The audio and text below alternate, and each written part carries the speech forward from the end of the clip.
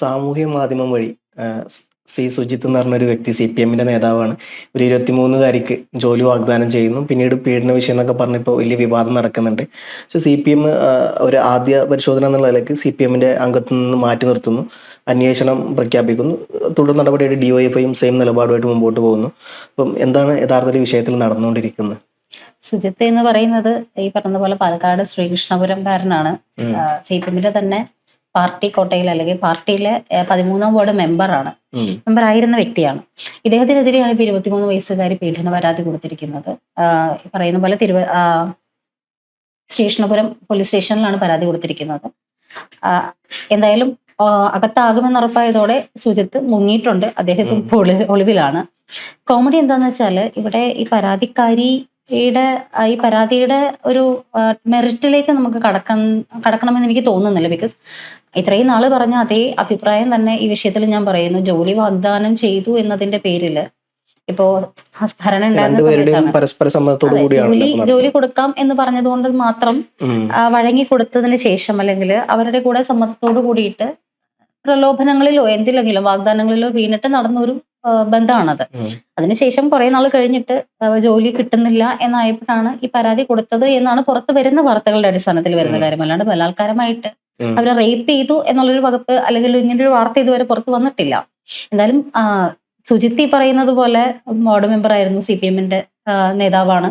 അത്തരത്തിലിരിക്കുമ്പോൾ ഭരണം നമ്മുടെ കയ്യിലായിരുന്ന ആ സമയത്ത്, അതായത് സുജിത്തിന്റെ പാർട്ടി ഭരിച്ചിരുന്ന സമയത്താണ് യുവതി ഇതുപോലെ ബന്ധപ്പെടുന്നതും ഇതുപോലെ ഒരു ജോലി വേണമെന്ന് പറയുന്നതും ജോലിക്ക് വേണ്ടിയിട്ട് മുടക്കുണ്ട് എന്ന് പറഞ്ഞുകൊണ്ട് ഇത്തരത്തിലൊരു കാര്യം അയാൾ ആവശ്യപ്പെടുന്നതും പല സ്ഥലങ്ങളിൽ വെച്ച് പല തവണയായിട്ട് പീഡിപ്പിച്ചു എന്നാണ് പരാതിയിൽ പറയുന്നത്.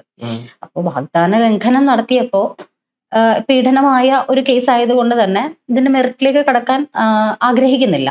പക്ഷെ ഇവിടെ കോമഡി എന്താന്ന് വെച്ചാൽ സുജിത്ത് ഇപ്പോ ഇത്തരത്തിൽ കാര്യം ചെയ്യുമ്പോൾ പരാതിക്കാരിയുടെ ഒപ്പം എന്നൊരിക്കലും പറയുന്നില്ല. അതിജീവിത എന്ന പേര് കൊണ്ട് അവർ വിശേഷിപ്പിക്കുന്നുമില്ല. കേസിന്റെ മെറിറ്റ് എന്താണെന്ന് നമുക്ക് അറിയില്ല. പക്ഷെ ഈ സുജിത്ത് ഏറ്റവും കോമഡി ആയിട്ട് വരുന്നൊരു കാര്യം, രാഹുൽ മാങ്കൂട്ടത്തിൽ കേസ് പൊങ്ങി വന്നൊരു സമയത്ത്, രാഹുലിനെതിരെ പീഡന പരാതി വന്ന സമയത്ത് ഏറ്റവും കൂടുതൽ സമരങ്ങൾ നടന്നൊരു സ്ഥലം കൂടിയാണല്ലോ പാലക്കാട്.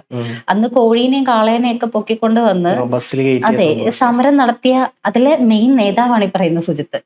അതായത് രാഹുൽ മാങ്കൂട്ടത്തിൽ പീഡന വീരനാണ് എന്ന് വലിയ അക്ഷരങ്ങളില് ബാനർ അടിച്ച് സമരം നടത്തി രാഹുലിനെതിരെ മുദ്രാവാക്യം വിളിച്ച മഹാനാണ് ഈ സുജിത്ത് എന്ന് പറയുന്നത്. ഇപ്പൊ പീഡന പരാതിയിൽ അകപ്പെട്ടിരിക്കുന്ന മനുഷ്യൻ. ഈ മാന്യൻ ചെയ്ത എന്താണോ അത് തന്നെയല്ലേ രാഹുൽ മാങ്കൂട്ടത്തിൽ ചെയ്തിട്ടുള്ളത്. വാഗ്ദാനം കൊടുത്ത് വിവാഹ വാഗ്ദാനം നടത്തി ലൈംഗിക പീഡനം നടത്തി അല്ലെങ്കിൽ റേപ്പ് ചെയ്തു എന്നുള്ള രീതിയിലാണ് രാഹുലിനെതിരെ കേസ് വന്നിരിക്കുന്നത്. ഇദ്ദേഹം കൊടുത്തിരിക്കുന്നത് ജോലി വാഗ്ദാനമായിരുന്നു. അപ്പൊ ഇവര് രണ്ടുപേരും അങ്ങനെയാണെങ്കിൽ ഇപ്പൊ ഈ ചില കേസുകളിലേക്ക് ഈ കൊലപാതകം തെളിയിക്കാനായിട്ട് സിനിമകളിലൊക്കെ നമ്മൾ കണ്ടിട്ടുണ്ട്. ഈ കൊലപാതകം ചെയ്ത ആളായിരിക്കും ആവേശ കമ്മിറ്റി, അന്വേഷണ കമ്മിറ്റി എന്നൊക്കെ പറഞ്ഞിട്ട് ഗ്രൂപ്പൊക്കെ ഫോം ചെയ്തിട്ട് നടക്കുക. അവസാനമായിരിക്കും ഇതിന്റെ നേതാവ് തന്നെയാണ് യഥാർത്ഥ കൊലപാതകി എന്ന രീതിയിലേക്ക് ട്വിസ്റ്റ് വരുന്നത്. അതുപോലെ തന്നെ ഒരാൾക്കെതിരെ നമ്മൾ കല്ലെറിയുമ്പോ രാഹുൽ പറഞ്ഞ സെയിം ഡയലോഗാണ്, പാപം ചെയ്യാത്തവര് കല്ലെറിയട്ടെ. ഈ പാപം ചെയ്തവര് തന്നെ, അല്ലെങ്കിൽ രാഹുൽ ചെയ്തത് പാപമാണെങ്കിൽ അതേ പാപം ചെയ്ത ആളാണ് സുജിത്ത് ഇപ്പൊ പുറത്ത് വന്നിരിക്കുന്ന വാർത്തകളുടെ അടിസ്ഥാനത്തില്. അപ്പോ അതേ ആള് തന്നെ ഈ ആവേശ കമ്മിറ്റിയും കോഴീനെ പൊക്കിക്കൊണ്ടുവരലും പീഡനവീരനെതിരെ കല്ലെറിയലും ഒക്കെ ആയിട്ട് വലിയൊരു പ്രക്ഷോഭത്തിന് തന്നെ നേതൃത്വം കൊടുത്ത ഒരാളാണ് സുജിത്ത്. അപ്പോ അവിടെയാണ് ഇതിന്റെ ഒരു ചേരായിക വരുന്നത്. എന്തായാലും രാഹുൽ മാങ്കൂട്ടത്തിൽ ഇപ്പോൾ ഉള്ളുകൊണ്ട് ചിരിക്കുന്നുണ്ടാവും. സുജിത്ത് ഒളിവിലാണ്. രാഹുൽ മാങ്കൂട്ടത്തിൽ എങ്ങനെ ഒളിവിൽ പോയോ അതുപോലെ തന്നെ സുജിത്തും ഇപ്പോൾ ഒളിവിലാണ്. സുജിത്തിനെതിരെ പരാതി ശക്തമായിട്ട് തന്നെ വകുപ്പുകൾ രാഹുലിനെതിരെ ചുമത്തിയതുപോലെ തന്നെ വകുപ്പുകൾ ഇവിടെയും വന്നിട്ടുണ്ട്. രാഹുൽ മാങ്കൂട്ടത്തിന്റെ കേസിലാണെങ്കിൽ തിരുവല്ല മജിസ്ട്രേറ്റ് കോടതിയിൽ പത്തനംതിട്ട ക്രൈംബ്രാഞ്ചാണ് ഇപ്പൊ അന്വേഷണം നടക്കുന്നത്. പത്തനംതിട്ടയിലും കൊല്ലത്തുമായിട്ടുള്ള 3 കേസുകളല്ലേ വന്നിരിക്കുന്നത്. അപ്പൊ ആ വിഷയത്തിലൊക്കെ അന്വേഷണം നടക്കുന്ന ഒരു സമയത്താണ് അതിന്റെ ഒരു പീക്ക് ലെവലിലേക്ക് രാഹുലിന് കട്ട സപ്പോർട്ട് കിട്ടിക്കൊണ്ടിരിക്കുന്ന ഒരു സമയത്താണ് രാഹുലിനെതിരെ എത്ര മോശമായിട്ട്, അല്ലെങ്കിൽ രാഹുലിനെതിരെ കല്ലെറിഞ്ഞതും അന്നത്തെ ഒരു സമരത്തിന്റെ വീഡിയോസും ഒക്കെയാണ് ഇപ്പൊ വൈറലാവുന്നത്. സുജിത്ത് നേതൃത്വം കൊടുത്ത, സുജിത്ത് മാത്രമല്ല അവിടെ നേതൃത്വം കൊടുത്ത മറ്റൊരു ആളുണ്ടായിരുന്നു, നമ്മുടെ സുരേഷ് ബാബു. സുരേഷ് ബാബു എന്ന് പറഞ്ഞത് രാഹുലിന്റെ ഹെഡ് മാസ്റ്റർ ആണ് ഷാഫി പറമ്പിൽ നിന്നാണ്. ഇപ്പൊ സുജിത്ത് എന്ന് പറയുന്നത് സുരേഷ് ബാബുവിന്റെ ശിഷ്യനാണ്. അപ്പൊ ഉറപ്പായിട്ടും സുജിത്തിന്റെ ഹെഡ് മാസ്റ്റർ അല്ലെങ്കിൽ ഹെഡ് മാസ്റ്റർ ആരാണ് എന്നുള്ള ചോദ്യം പാലക്കാടുകാർ ഉയർത്തി കഴിഞ്ഞു ഇപ്പൊ തന്നെ. അപ്പോ എന്തായാലും ഈ കർമ്മ എന്നൊക്കെ പറയുന്നത് നമ്മൾ ആരെയും കളിയാക്കല്ല, പക്ഷെ ഒരാളെ വിമർശിക്കുമ്പോ നമ്മൾ നല്ലതാണോ എന്ന് നോക്കിയിട്ട് ചെയ്യുന്നത് നന്നായിരിക്കും. അതെ, കൊടുത്താ കൊല്ലത്തും കിട്ടും എന്ന് പറഞ്ഞ പോലെ. അതായത് അതേ വകുപ്പുകള്, അതേ വാഗ്ദാനത്തിന്റെ പുറത്തുള്ള ഇനിയിപ്പോ സുജിത്തിന്റെ സ്റ്റാൻഡ് എന്താണെന്ന് കൂടി അറിയാനായിട്ട് ഭയങ്കര കൗതുകമുള്ള കാര്യമായിരിക്കും. സുജിത്ത് ഇപ്പൊ ചെയ്തത് പീഡനമല്ല. സുജിത്തിനെ ഞാൻ മൊത്തമായിട്ട് കുറ്റം പറയുന്നോ അല്ലെങ്കിൽ അതിജീവിത എന്ന് പറയുന്ന പരാതിക്കാരിക്കൊപ്പം നിൽക്കാനോ ഒന്നും ശ്രമിക്കുന്നില്ല. ഇപ്പൊ പുറത്തു വന്ന വാർത്തകളുടെ അടിസ്ഥാനത്തിലാണെങ്കിൽ രാഹുൽ മാങ്കൂട്ടത്തിലിനെ എങ്ങനെ ന്യായീകരിച്ചു അതേ ന്യായീകരണത്തിന് തന്നെ സുജിത്തും അർഹനാണ്. വാഗ്ദാനങ്ങൾക്ക് പുറത്ത് കൊടുത്തത് ഒരു പീഡനമാണ് എന്നൊന്നും ആ ഒരു സ്റ്റാൻഡിനോട് ഒരിക്കലും ഞാൻ യോജിച്ചിട്ടില്ല, ഇപ്പോഴും യോജിക്കുന്നില്ല. ജോലി വാഗ്ദാനത്തിൽ വീണ് സമ്മതിച്ചു കൊടുത്തൊരു കാര്യത്തിൽ ഇപ്പോൾ ജോലി കിട്ടാണ്ടാവുമ്പോൾ പീഡനമാകുന്നതിനോട് ഒരു യോജിപ്പുമില്ല. പക്ഷെ സുജിത്തിന്റെ കാര്യത്തിൽ ഇത് വ്യത്യസ്തമാകുന്നത് സുജിത്ത് ഇതൊക്കെ ചെയ്തുകൊണ്ടിരിക്കുന്ന സമയത്ത് തന്നെ രാഹുലിനെതിരെ കൊടിയും പിടിച്ചിറങ്ങിയ ആളാണ് എന്നുള്ളതാണ്. പകൽമാന്യൻ എന്നൊക്കെ പറയുന്നതിന്റെ പീക്ക് ലെവലാണ്. ഇതിലെന്താ അറിയോ, ഇപ്പം പാർട്ടി സ്വാഭാവികമായിട്ടും CPM ചെയ്യാൻ പോകുന്നത് പാർട്ടി അന്വേഷണ കമ്മീഷൻ വെക്കും. ഇതേ പാലക്കാട് നടന്ന മറ്റൊരു പ്രക്രിയ ഉണ്ട്, ഞാൻ ആളെ പേരൊന്നും പറയുന്നില്ല. അന്ന് ഇതേപോലൊരു പീഡന വിഷയം ഉണ്ടായി. ഇപ്പം ആൾ ഏത് മുന്നണിയിലെന്നുള്ളത് രണ്ടാമത്തെ ഒരു ചോദ്യമാണ്. പക്ഷെ അന്ന് ഈ പറഞ്ഞ പോലെ പാർട്ടി ഔദ്യോഗികമായിട്ട് പത്രക്കുറിപ്പ് ഇറക്കിയത് പീഡിപ്പിച്ചിട്ടുണ്ട്, പക്ഷെ തീവ്രത കുറഞ്ഞ പീഡനമായിരുന്നു. അപ്പോൾ അത്തരത്തിലുള്ളൊരു ഇതുണ്ടായിട്ടുണ്ട്. ഇപ്പം ഇൻ കേസ് ഇനിയിപ്പോൾ പീഡനം നടന്നിട്ടുണ്ടെങ്കിൽ പോലും ഇത്തരത്തിലുള്ള പുതിയ തരത്തിലുള്ള വാഗ്വാദം അല്ലെങ്കിൽ പുതിയ ടെർമിനോളജി ഒക്കെ ഉപയോഗിച്ചുകൊണ്ട് പാർട്ടി അതിനെ ന്യായീകരിക്കും എന്നുള്ളത് ഉറപ്പാണ്. എന്തായാലും ഒരു കാര്യം ഉറപ്പാണ്, കൊടുത്താൽ കൊല്ലത്തും കിട്ടുന്ന പറഞ്ഞ പോലെ ഈ പറഞ്ഞ പോലെ രാഹുൽ മാങ്കൂട്ടത്തിനെതിരെ ആരോപണങ്ങൾ ഉന്നയിച്ചും സെയിം ആരോപണം ഇദ്ദേഹത്തിനെതിരെ വരുന്നു. രാഹുൽ മാങ്കൂട്ടത്തിന് ഏതൊക്കെ വകുപ്പുകളാണോ ചുമത്തിയത് അതേ വകുപ്പുകൾ ഇദ്ദേഹത്തിനും വരുന്നു. ആരാണോ രാഹുൽ മാങ്കൂട്ടത്തിനെ ഈ പറഞ്ഞ പോലെ പബ്ലിക്കലി ഹ്യൂമിലേറ്റ് ചെയ്യാൻ നോക്കിയത് അദ്ദേഹത്തിനെതിരെ ഈ സാധനം ഇപ്പോൾ തിരിച്ചു വരുന്നു എന്നുള്ളതാണ്. പക്ഷെ ഇനിയിപ്പോൾ ഇപ്പോൾ നോക്കേണ്ടത് കോൺഗ്രസ്സുകാർ ഈ സാധനം പോലെ ഇപ്പം ഇയാൾ ചെയ്ത പോലെ CPM ചെയ്ത പോലെ കോയിനും പിടിച്ചുകൊണ്ട് ബസ്സിലൂടെ നടക്കും എന്നുള്ളത് കോൺഗ്രസ്സുകാർ നടക്കും എന്നുള്ളത് നമ്മൾ കണ്ടറിയണം. കാരണം ഇപ്പോൾ എന്താ പറയുക, അവർ പ്രതിപക്ഷത്തല്ല. അപ്പം എന്തായാലും പ്രതിപക്ഷത്തേക്ക് വന്നു കഴിഞ്ഞിട്ടുള്ള അവരുടെ തകർപ്പുകളൊക്കെ നമ്മൾ കാണുന്നുണ്ട്. പക്ഷെ ഈ പറഞ്ഞതുപോലെ ഫവാസ് പേര് പറയാണ്ട് വിഴുങ്ങിയ ആള് ആ തീവ്രതാ മെഷീന്റെ ഒരു ഒറ്റ കാര്യം പറഞ്ഞാൽ മതി, മലയാളികൾക്ക് മൊത്തം മനസ്സിലാവും അത് ആരാണ് എന്നുള്ളത്. പിന്നെ CPM രാഹുൽ മാങ്കൂട്ടത്തിൽ എന്ന് പറഞ്ഞാൽ അദ്ദേഹത്തിനെതിരെ ഒരു കേസ് വന്നപ്പോൾ പാർട്ടി കൃത്യമായി നടപടിയെടുത്ത് പുറത്ത് പോയി, ആളും പാർട്ടിയിൽ നിന്ന് പുറത്തു പോയി, എല്ലാ സ്ഥാനമാനങ്ങളിൽ നിന്നും പുറത്തു പോയി. അയാൾക്കെതിരെ കേസ് അന്വേഷണം നടത്തുന്നത് ക്രൈംബ്രാഞ്ചാണ്, അല്ലെങ്കിൽ കേരളത്തിന്റെ നിയമ ഏജൻസികളാണ്. പക്ഷെ CPM പറഞ്ഞതുപോലെ സ്വന്തമായിട്ട് തീവ്രതാ മെഷീനുണ്ട്, സ്വന്തമായിട്ട് അന്വേഷണ കമ്മീഷനുണ്ട്. അതുകൊണ്ട് കൂടുതലും ഇങ്ങനത്തെ വിഷയങ്ങളിൽ പോലീസിലേക്ക് പോകാറില്ല. അവർ തന്നെ അന്വേഷിച്ച് അവർ തന്നെ തീവ്രത അളഞ്ഞ് പീഡനം എത്രമാത്രം ഉണ്ട് എന്നുള്ള തീവ്രതയൊക്കെ നോക്കിയിട്ട് അവർ തന്നെ കോഷിയാളാണ് പതിവ്.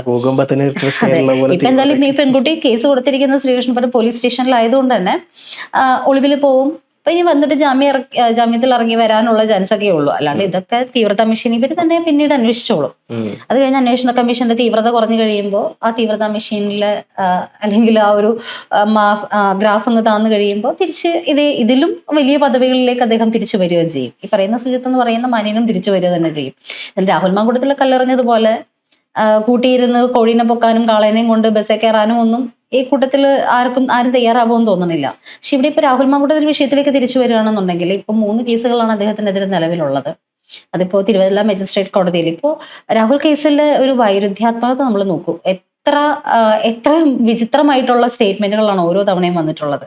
ഇപ്പോൾ രാഹുൽ മാങ്കൂട്ടത്തിൽ കേസിൽ ആദ്യത്തെ പരാതിക്കാരുടെ ആണെങ്കിലും കേസുകൾ വരുമ്പോഴത്തേനും പ്രതി, അതായത് നിയമ വഴികളിൽ ഒരിടത്തും പറഞ്ഞിട്ടില്ലാത്തൊരു കാര്യമാണ് രാഹുൽ മാങ്കൂട്ടത്തിൽ തെളിവ് ഹാജരാക്കണം എന്നായിരുന്നു തിരുവല്ല കോടതിയുടെ അല്ലെങ്കിൽ അവിടെ ക്രൈംബ്രാഞ്ച് കൊടുത്തിരുന്ന ഒരു അന്യായം എന്ന് പറയുന്നത്.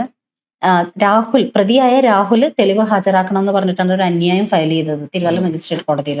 പ്രതി തെളിവ് കൊണ്ടേ പ്രതിക്കെതിരായ തെളിവ്, ഇപ്പൊ ഫവാസ് അല്ലെങ്കിൽ ഞാനൊരു തെറ്റ് ചെയ്തെങ്കിൽ എനിക്കെതിരായിട്ടുള്ള തെളിവ് ഞാൻ തന്നെ കോടതിക്ക് മുമ്പേ ഹാജരാക്കണം എന്ന് പറഞ്ഞിട്ട് ക്രൈംബ്രാഞ്ച് അന്യായം ഫയൽ ചെയ്യുകയാണ്. അതിനെതിരെ രാഹുൽ മാങ്കൂട്ടത്തിൽ ഇപ്പൊ റിട്ട് ഫയൽ ചെയ്തിട്ടുണ്ട്, പരാതിയായിട്ട് മൂവ് ചെയ്തിട്ടുണ്ട്. അതിനൊപ്പം തന്നെ അദ്ദേഹം ഒരു പ്രയർ മുന്നോട്ട് വെച്ചിരിക്കുന്നത് ഈ 3 കേസുകളും കോഷ് ചെയ്യണം എന്നുള്ളതാണ്. അപ്പൊ അങ്ങനെ കോഷ് ചെയ്യപ്പെട്ട് പോയി കഴിഞ്ഞാല് ഈ പറയുന്നതൊന്നും നടക്കാണ്ട് വരും. പക്ഷെ ഇത് കോഷ് ചെയ്യും എന്നുള്ള സ്റ്റേജിലായിരിക്കണം ഇപ്പൊ രാഹുൽ മാങ്കൂട്ടത്തിന്റെ 3ാം അതിജീവിത അല്ലെങ്കിൽ 3ാം പരാതിക്കാരി എന്ന് പറയുന്ന സ്ത്രീ വിദേശത്ത് നിന്ന് വന്നിട്ട് അവരുടെ മൊഴി എടുത്തിട്ടുണ്ട്. ഇപ്പൊ വീണ്ടും അത് കുറച്ചും കൂടി ആ കേസ് വീണ്ടും കുത്തിപ്പൊക്കാനായിട്ട് ശ്രമിക്കുന്നുണ്ട്. പക്ഷെ ആ കുത്തിപ്പൊക്കുന്നതിനൊപ്പം അന്ന് സമരം ചെയ്ത നേതാക്കൾക്കെതിരെയും ഇപ്പോ 164 ഇപ്പൊ ഈ പ്രസ്തുത നമ്മൾ പറഞ്ഞു തുടങ്ങിയ വിഷയത്തില് സുജിത്തിന്റെ പരാതിക്കാരി 164 സ്റ്റേറ്റ്മെന്റ് കൊടുത്തു കഴിഞ്ഞു അല്ലെങ്കിൽ കൊടുക്കാൻ പോകുന്നു എന്നുള്ളതാണ് അറിയാൻ പറ്റുന്നത്. അപ്പോൾ രാഹുൽ വിഷയം ഇനി അധികം പത്തിക്കാനായിട്ട് ഇവിടുന്ന് വലിയ കാര്യമായിട്ട് വെടി നടക്കാണ്ടിരിക്കുന്നതായിരിക്കും നല്ലതെന്ന് തോന്നുന്നു. ഇതിൽ പിന്നെ CPM ചെയ്ത നല്ല കാര്യം എനിക്ക് തോന്നിയെന്ന് വെച്ച് കഴിഞ്ഞാൽ ഇപ്പം എന്തൊരു വിഷയം ഉണ്ടായി കഴിഞ്ഞാലും ആദ്യം അച്ചടക്ക നടപടി സ്വീകരിച്ചു എന്നുള്ളതാണ്.